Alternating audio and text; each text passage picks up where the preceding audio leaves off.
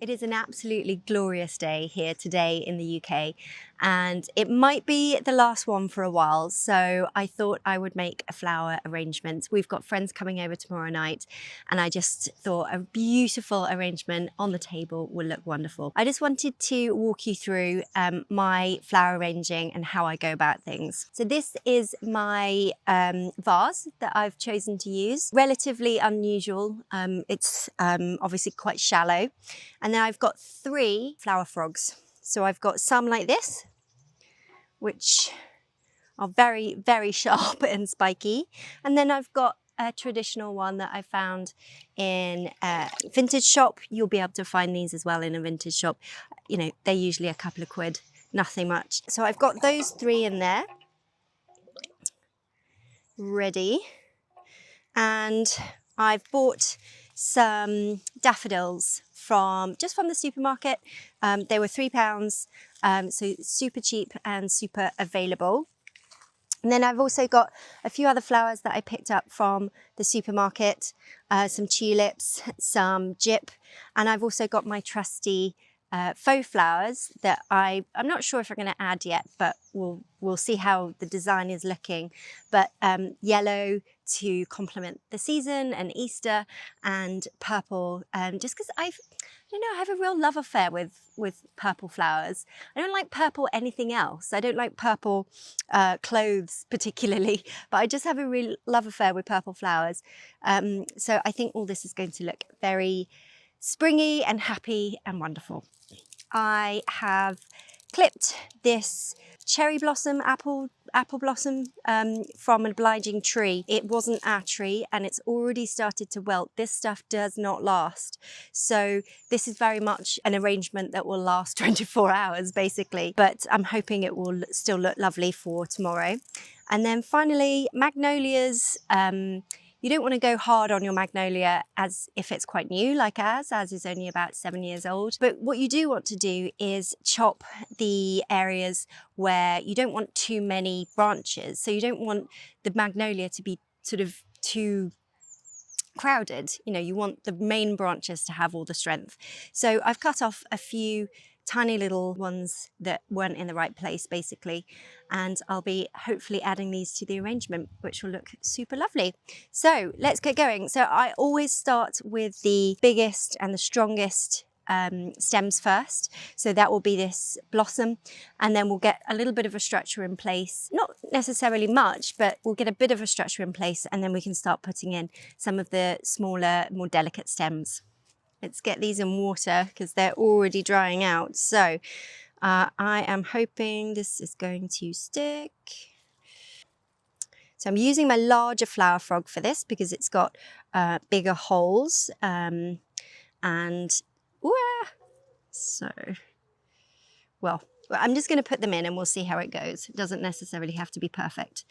At first, I might put this one over on the side. I usually like a arrangement that goes from one side up to the other, so a low arrangement to high, but actually because this is symmetrical on both sides, I think I'm going to try and make it a little bit more symmetrical than I normally do.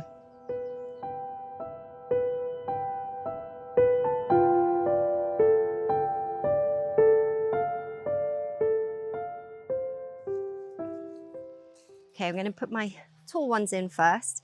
Now what you want to do is take off any leaves that are outstanding because they will take up the juice of your flowers, which is obviously the flowers are the ones that you want to have all the energy going into them, not the leaves. And they also clog up the water. So any leaf below a water line you don't want.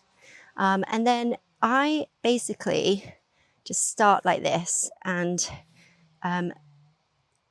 pop them in relatively randomly and just have a little play around.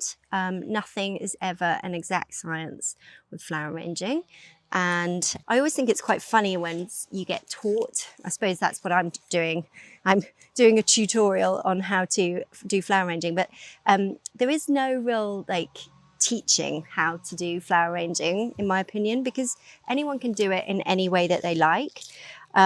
So this is how I like to do it, and you may or may not like the way I do it. So feel free to do your own way if you so wish. But for me, I like to be very whimsical and very haphazard, you know, not too structured about the whole situation. And the flower frogs are just enabling these to stand up. So sometimes you have to give them a little bit more of a poke. Then I'm going to go with some hyacinths. So these are very thick on the bottom. So we should be able to just poke these in and have them very gently rolling out the front. So I'm just going to pop them in, and it might be that they have to have a bit taken off. They probably do, but I don't want to take off the whole of the chunky section. So I'm just going to do it on an angle like that. And then this is going to be, oh, that's nice. That's lovely. And then this one, I'm going to do that one in the middle, I think. So it's not too samey. My husband hates when I don't clear up after myself, which I often don't. So I have to make sure I clean up all the spare odds and sods. Right, lovely. Really loving that. I'm going to put this in a little bit more of a prominent area because it's so pretty. Supermarket flowers. They are not going to cost you a fortune to do an arrangement like this. So often tulips like to drink upright. So what I would normally do, but for this, I'll show you, tulips like to drink upright. So what you want to do is get your tulips all together and then just roll them in a piece of brown paper, plop them into some water overnight, and they'll be super happy. Oh, before you do that, sorry, you need to cut the ends to make sure they're drinking. And then they should stay pretty, that's a dud, they should stay pretty upright. So we'll see how these go. I can always take them out. So I've stripped the leaves and I'm going to cut in a diagonal. And then again, these are going to be quite drapey. So these are going to go at the front.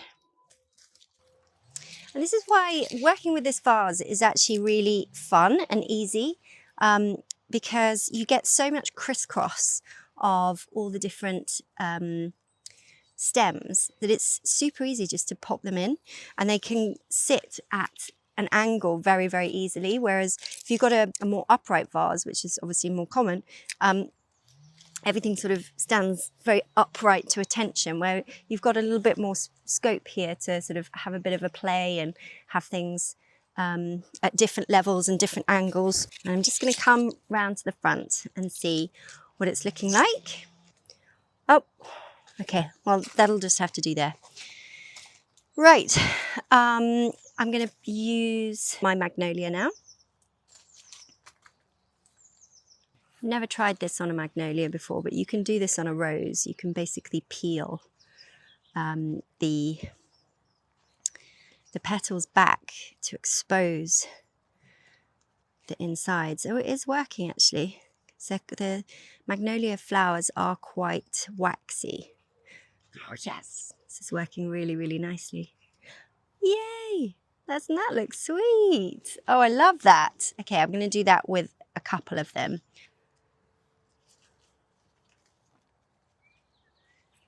This one hasn't sort of flowered yet, so I'm going to leave that one to bud, and that'll look really nice as the arrangement comes on. Now I have got a load of daffodils. I'm going to do the jip at the very, very end. So the daffodils, again, they need snipping. So you want to cut off the ends, and then I'm just going to dot them all around.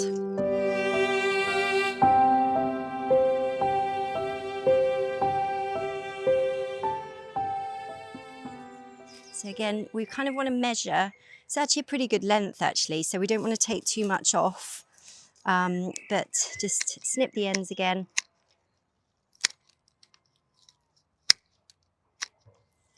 There we go. I love jip. I had jip in my wedding flowers. My bridesmaids had jip, I just think it's a really underrated flower, and just really reminds me of like fairies for some reason. It's a very juvenile comment, and gyp is so kind of like all over the place, that it's actually like super easy to add to an arrangement and to sort of really just make it sort of sing. So we've gone quite high on that layer, and then I'm going to go a little bit lower on the next layer. So it just means that the whole thing is sort of going up and in graduation. Ugh. It's not very good gyp, to be fair, but it is from the supermarket, so can't expect miracles. So I want this layer to sort of be around here. So let's see how much I need to chop off to sort of be the same. There we go. Perfect. This one might be a bit tall. If we pop it on the side, it should be okay. Here we go.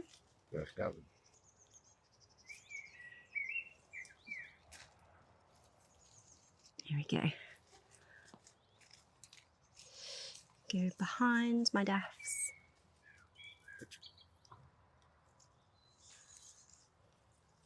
I don't think we necessarily need the faux flowers, but we can have a look.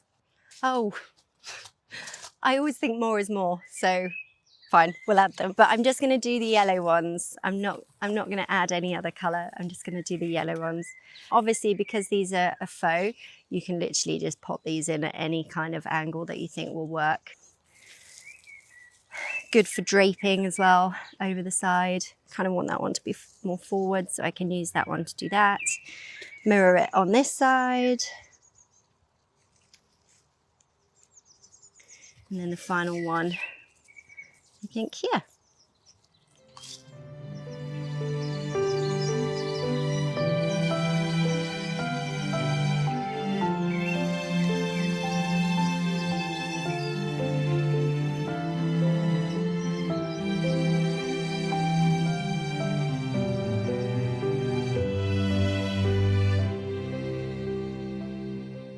So there you have it. It's really simple. You can make it however you want. It can be as big and as bold as you want, or as, you know, dainty as you want. For me, flower arranging is a bit of a therapy.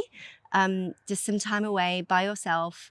Like the kids love doing it, which is amazing. But it is also really nice for me to have this time to just do it myself and just really feel the season. That sounds a bit corny, but feel the season. You know, what a day to be alive. You know, it's so absolutely gorgeous that it is wonderful to celebrate it with flowers and bring them inside. So we'll see how this one fares. I'm not sure how long it will last, but super happy to have this in the house. And you can pick up, I got this vase from sort of a thrift shop, an antique, you know, not a fancy antique shop. So you can pick them up quite easily. Hopefully you can find one that's kind of got that sort of, that effect. As you can see, it's really easy to arrange in a bowl like this. So try and pick one up when you are next looking. My dahlias, however you say it, have arrived, and I need to pot them up and get them going, hopefully. So I thought I'd show you what I'm doing. So this is, just so you know, the first time I've ever grown dahlias from scratch. So I am learning as I go as well, with lots of helpful tips and information from my lovely friends at Crocus. I'm just kind of going with the flow. It looks relatively easy, so hopefully that will all be fine. They do look really weird. They're sort of like alien gnarly type thingies, very strange root system. But essentially what I've been told is that what you need to do is kind of plant them. So there's one central shoot, which should be fairly obvious. This one is here. You can probably just about see that. And then there's the root system here. So you want to plant them, and this little nubbin bit, which will become the main stalk, as it were, wants to be just above the compost. So let's get going.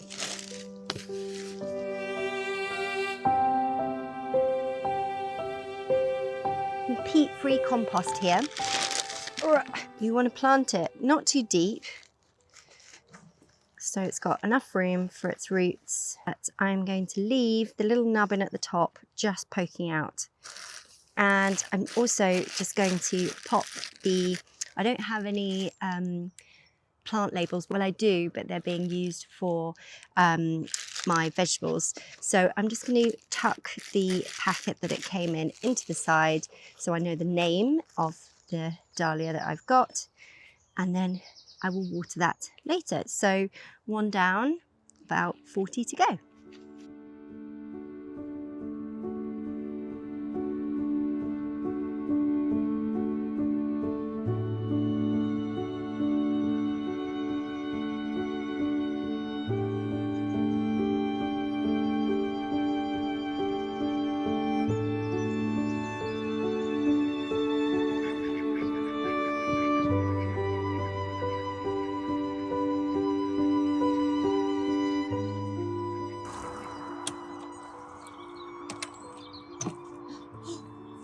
She's filled it with moss again.